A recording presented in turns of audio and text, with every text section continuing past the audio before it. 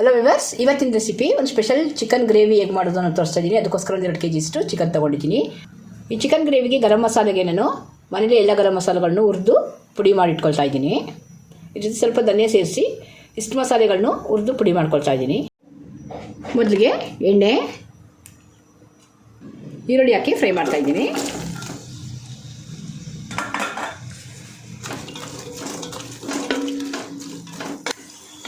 ಈರುಳ್ಳಿ ಚೆನ್ನಾಗಿ ಫ್ರೈ ಆಗಿದೆ. ಈಗ ಚಿಕನ್ ಹಾಕ್ತಾ ಇದ್ದೀನಿ.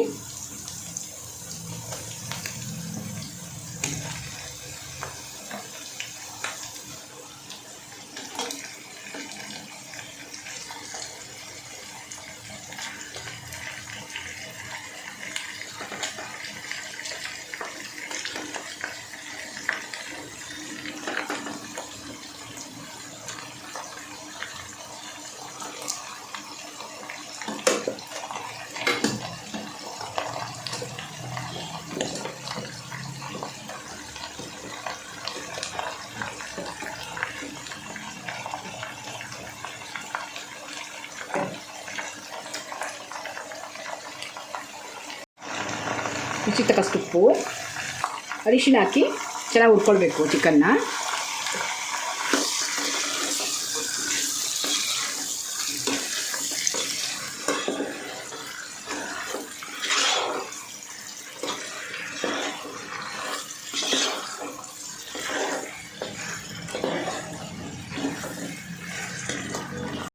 ಈ ಚಿಕನ್ ಗ್ರೇವಿಗೆ ನಾನು 4 ಟೊಮೊಟೊ, ಖಾರಕ್ಕೆ ತಕ್ಕಾಗೆ ಮೆಣಸಿನ್ಕಾಯಿ, ಸ್ವಲ್ಪ ಕೊತ್ತಂಬರಿ, ಪುದೀನ ಸೇರಿಸಿ ರುಬ್ಬಾಕ್ತಾ ಇದ್ದೀನಿ.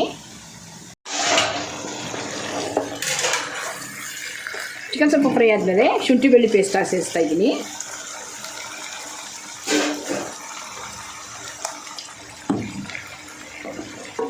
ಶುಂಠಿ ಬೆಳ್ಳುಳ್ಳಿ ಪೇಸ್ಟಲ್ಲಿ ಅಂತ ಹಸಿ ವಾಸನೆ ಹೋಗಬೇಕು, ಅಲ್ಲಿವರೆಗೂ ಹುರ್ಕೊಳ್ಬೇಕು.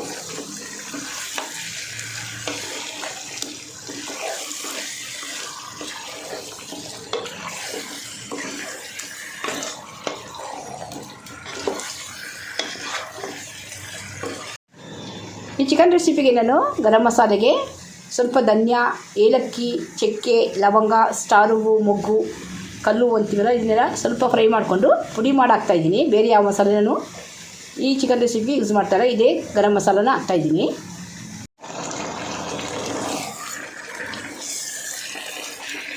ಶುಂಠಿ ಬೆಳ್ಳುಳ್ಳಿ ಪೇಸ್ಟಲ್ಲಿ ಅಂತ ಹಸಿ ವಾಸನೆ ಎಲ್ಲ ಹೋಗಿದೆ. ಈಗ ರುಬ್ಬಿರೋಂಥ ಟೊಮೊಟೊ, ಕೊತ್ತಂಬರಿ ಸೊಪ್ಪು, ಖಾರಕ್ಕೆ ತಕ್ಕಾಗೆ ಮೆಣಸಿನ್ಕಾಯಿ,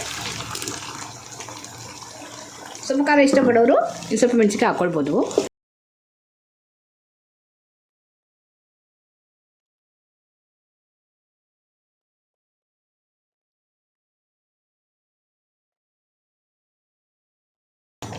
ಇಷ್ಟು ಚೆನ್ನಾಗಿ ಫ್ರೈ ಆದಮೇಲೆ ಗರಂ ಮಸಾಲ ಹಾಕ್ತಾಯಿದ್ದೀನಿ, ಹುರಿದು ಪುಡಿ ಮಾಡಿರೋಂಥದ್ದು.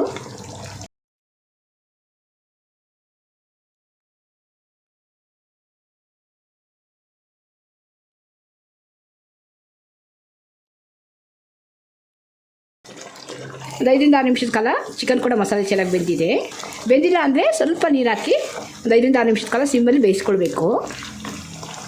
ಸಿಂಪಲಾಗಿ ಮಾಡಿದ್ರು ರುಚಿಯಾಗಿರೋಂಥ ಚಿಕನ್ ರೆಸಿಪಿ ರೆಡಿಯಾಗಿದೆ. ವಿಡಿಯೋ ಇಷ್ಟ ಆದರೆ ವಿಡಿಯೋ ಲೈಕ್ ಮಾಡಿ, ಶೇರ್ ಮಾಡಿ, ನಮ್ಮ ಚಾನಲ್ನ ಸಬ್ಸ್ಕ್ರೈಬ್ ಮಾಡ್ಕೊಳ್ಳಿ. Thanks for watching.